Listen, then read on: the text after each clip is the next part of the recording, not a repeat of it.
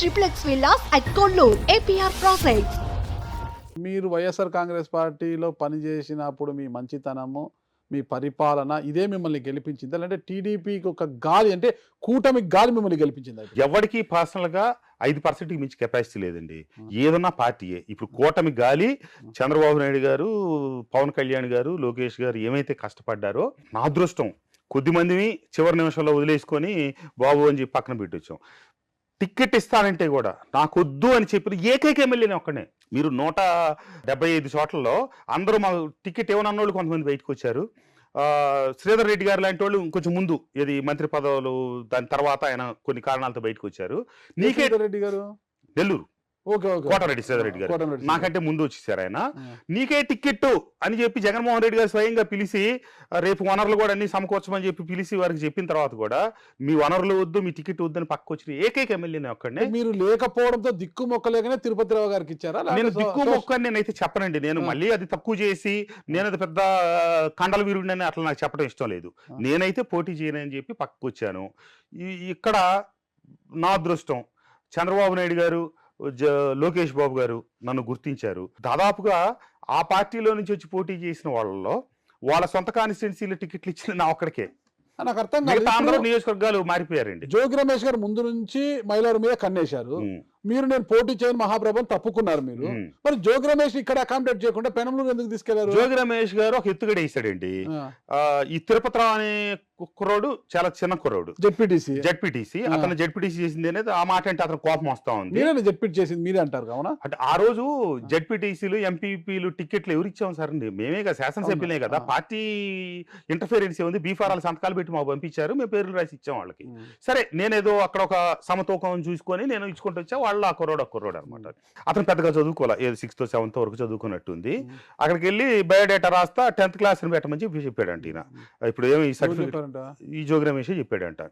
6-7 రాస్తే బాగోదు, 10th అనేది ఇప్పుడు సర్టిఫికెట్లు అడగరు, ఊరికి రాస్తే చాలని చెప్పి సరే తీసుకొచ్చి పెట్టారు. ఆ కుర్రోడికి అసలు ఎడ్యుకేషన్ పరంగా అసలు ఏం లేదు, పెద్ద చదువుకున్నట్టే లెక్క అనమాట.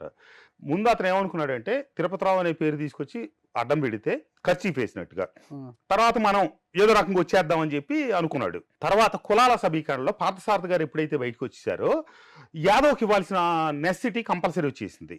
ఇక మార్చడం జగన్మోహన్ రెడ్డి గారి కొన్ని కారణాల వల్ల వీలు పడలా. దాంతో ఇక అతను అక్కడే పెనలూరు ఫిక్స్ చేశారు. ఇక్కడేమో తిరుపతిరావు అనే ఈ కుర్రోడిని ఇక్కడ ఉంచేశారు అనమాట. అది ఇదైంది. ఎంటైర్ ఎలక్షన్ ప్రాసెస్ అంతా ఇక జగన్మోహన్ రెడ్డి గారు తేపకోహంలో పంపించడం, పేదోడికి పెత్తందారికి, సామాన్యుడికి పెత్తందారికి మధ్య యుద్ధం, పోరాటం, బీసీకి ఓసీకి మధ్య హిట్ట చెప్పడం. సరే ఆ ఎలక్షన్ అంతా అదొక కర్మ జరిగిపోయింది. మర్చిపోయాను. యాక్చువల్గా 42,780 ఎన్నండి. ఎర్రర్ జరిగింది, కౌంటింగ్ లో మిస్టేక్ వేశారు. మామూలుగా 43,000 చిల్లర వచ్చింది. అది తర్వాత మేము గుర్తించి వెళ్ళి మళ్ళీ రిటర్నింగ్ ఆర్ఓ గారికి మా జేసీ గారిని అడిగితే సార్ ఇది మిస్టేక్ చదివిన తర్వాత పొరపాటు పడ్డాం సార్, మా క్యాలిక్యులేషన్ తప్పు అయింది, కానీ ఇప్పటికే మేము ఎలక్షన్ కమిషన్ పంపించేసాం, మళ్ళా కనుక మీరు పంపించమని రిక్వెస్ట్ చేసి మేము పంపించాల్సిందే, కానీ మాకు కొంచెం ఇబ్బంది అవుతుంది ఇది అంటే సర్లేండి అని వదిలేసాం. టెక్నికల్గా 42,700 చిల్లరండి, కానీ వాస్తవంగా 43,450 అంత వచ్చింది. గతం కన్నా అంటే అప్పుడు 12,700, 19 కన్నా ఇంత చేసి అంటే కూటమి యొక్క గాలి మీకు బాగా అప్పుడు 12,700.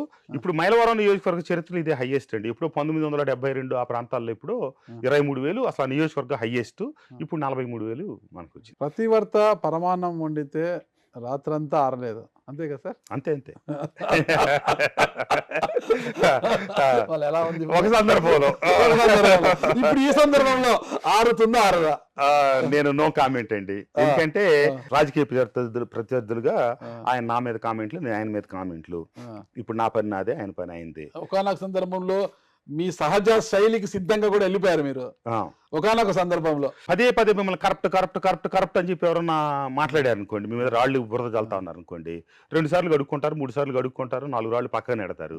చివరికి ఎప్పుడో కోపం వచ్చే రోజు మీకు చేతికి దొరికిన రాయిని తీసి ఇసిరి కొడతారు కదా చోటు మీద. అట్లా జరిగింది. సరే, మీ విషయంలో మీ 43,000 మెజార్టీ అంటే టెక్నికల్ గా పక్కన పెడతాం, వాస్తవ మెజార్టీలో దేవినేని ఉమా గారి పాత్ర ఎంత? ఆయన పార్టీకైనా కామ్ గా ఉండిపోయారండి. సహకరించలేదు మీకు? ఎవరికి పార్టీకి చేయొద్దని అట్లేం చెప్పలేదు ఆయన. మేము పిలిచి ప్రచారం చేయమని అడగలేదు. పార్టీ క్యాడర్ అంతా మటుకు పార్టీ కోసం కష్టపడి పనిచేశారు పూర్తి స్థాయిలో. జనసేన, బీజేపీ కూటమి ఏమైతే ఉందో అన్ని 3 పార్టీలకు సంబంధించిన నేను అటు ఇప్పుడు దాకా ఎమ్మెల్యే గారు అటు వైసీపీకి వెళ్ళి ఉన్నారు, ఇప్పుడు మన టీడీపీకి వెళ్ళి వచ్చారని చెప్పి తెలుగుదేశం కేడరు ఎవ్వరు ఒక్కడు కూడా ఆగింది లేదండి. 99% అసలు గెలిపే ధ్యేయంగా చంద్రబాబు నాయుడు గారిని ముఖ్యమంత్రి చేయాలని లక్ష్యంతో పనిచేశారు కాబట్టే ఇంత వచ్చేసింది.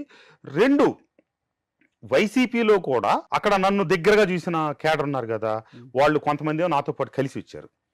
కొంతమంది మండల పార్టీ ప్రెసిడెంట్లు, కొంతమంది ఎంపీపీలు, ఇట్లా చాలా మంది సర్పంచులు వచ్చి నాతో పాటు జాయిన్ అయ్యారు. నేను చేరిన రోజే బాబు గారి సమక్షంలో జాయిన్ అయ్యారు. కొంతమంది అటున్న వాళ్ళు కూడా నాతో సన్నిహితంగా ఉన్నవాళ్ళు క్రియాశీలకంగా పనిచేయలేదు ఏదైతే వైసీపీకి వెళ్ళి. కొంతమంది నాకే ఫోన్లు చేసి చెప్పారు, సార్ మేము పార్టీ అయితే మారట్లేదు కానీ మా ఓట్లు మీకే వేస్తున్నాం, ఓటు మీకు వేసేవాళ్ళని మేము ఎవరు ఆపట్లేదు. ఇట్లా ఇన్ని దోహదపడ్డాయండి అంత మెజారిటీ. అంటే నిజమైన టీడీపీ కార్యకర్తల కన్నా మీ వెంట ట్రావెల్ వచ్చిన వారికి అధిక ప్రాధాన్యత ఇస్తున్నారన్న విమర్శలు కూడా అప్పుడే స్టార్ట్ అయ్యాయి. లేదండి, అసలు అంత దూరం ఇంకా ఏం జరిగింది, ట్రావెల్ ఏం జరగలేదు. నా మీద ప్రేమతో వచ్చిన వాళ్ళందరూ ఒకటే చెప్పారు, మేము అసలు వెనక వరుసలో కూర్చుంటాం, మాకేమీ హడావుడి లేదు. ఆ నాయకత్వాలకు కూడా చెప్పారు, మీ నిర్ణయానుసారమే ఎమ్మెల్యే గారు ముందుకెళ్తారు, ఎమ్మెల్యే గారి నిర్ణయానుసారమే మేము అందరం ఉంటాం తప్పితే మాకు ఇది కావాలని మేము అడగమని చెప్పినాం. అట్లా చెప్పే నేను తీసుకున్నానండి పార్టీలో నాతో పాటు. ఒక్క నిమిషం అండి. నమస్తే, వెల్కమ్ టు పొలిటికల్ కారిడార్. ఎన్నికల్లో గెలిపించారుగా, ఇక జనంతో పనేంటని అనుకుంటున్నారట అక్కడి టీడీపీ ఎమ్మెల్యే. పార్టీ ఫిరాయించి వచ్చినా ఆయన జనం నెత్తిన పెట్టుకున్నారు.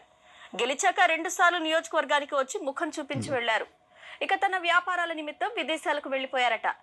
ఎమ్మెల్యేనే వ్యాపారాలు చేసుకుంటే తాము మాత్రం ఏం తక్కువని అక్కడి తెలుగు తమ్ముళ్ళు కూడా అదే బాట పట్టారు. ఇసుక మట్టి దోచుకుంటూ ప్రకృతి వనరులను విచ్చలవిడిగా ధ్వంసం చేస్తున్నారు. ఇంతకీ ప్రజలను వదిలేసి విదేశాల్లో వ్యాపారాలు చేసుకునే ఆ ఎమ్మెల్యే ఎవరో చూద్దాం. మీ దగ్గర కూడా వచ్చేసింది దీనికి మీ సమాధానం ఏంటి సార్? జగన్మోహన్ రెడ్డి గారు మరి 2 సార్లు పోయి బెంగళూరులో కూర్చున్నాడు. గాలికి వదిలేసి రాష్ట్రాన్ని, ఆయన నియోజకవర్గాన్ని ఏమనాలి, మరి ఆయన ఎలక్షన్ కాగానే లండన్ పోయాడు, ఏ వ్యాపారాల కోసం పోయాడు. సాక్షి దగ్గర అంతకంటే ఉందండి చెప్పడానికి. ఇప్పుడు నా కొడుకు అక్కడ బీబీఏ చదువుతా ఉన్నాడు 3 సంవత్సరాల నుంచి. వాడిది ఎడ్యుకేషన్ ఇప్పుడు అయిపోయింది. వాడు ఇప్పుడు వెనక్కి వచ్చేస్తున్నాడు. నేను నా కుటుంబంతో కలిపి వెళ్ళి, నేను నా వైఫ్ నా కూతురు వాడితో కలిసి నేను 5వ తారీఖు వెళ్ళాను. ఇది ఈ నెల 4వ తారీఖు రంగా గారి జయంతి కార్యక్రమం ఉంది. ఆ రోజు నేను వంగవీటి రాధా గారి ఇద్దరం కలిసి మైలవరంలో జయంతి కార్యక్రమం, ఇబ్రహీంపట్నం, కొండపల్లి ఎంత చేసి తర్వాత నేను 4 మధ్యాహ్నం నుంచి బయలుదేరి హైదరాబాద్ వచ్చి 5వ తారీఖు ఎర్లీ మార్నింగ్ బయలుదేరి నేను లండన్ వెళ్ళాను. లండన్లో అదే ఉన్నా. నాకు హైదరాబాద్లో రియల్ ఎస్టేట్ వ్యాపారం ఎప్పుడు 1991 నుంచి ఉంది. గుంటూరు దగ్గర ఇండస్ట్రీ ఉంది.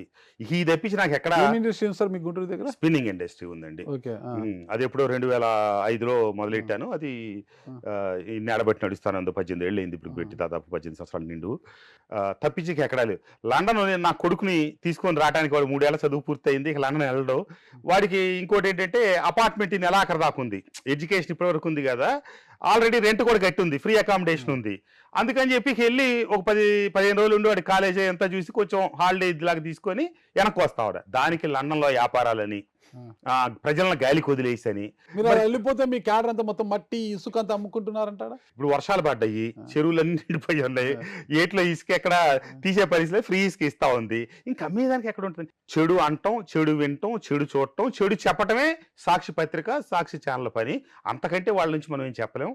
సుమన్ టీవీలో మీ పర్సనల్ అండ్ బిజినెస్ ప్రమోషన్స్ కోసం కింది నెంబర్కి కాంటాక్ట్ చేయండి.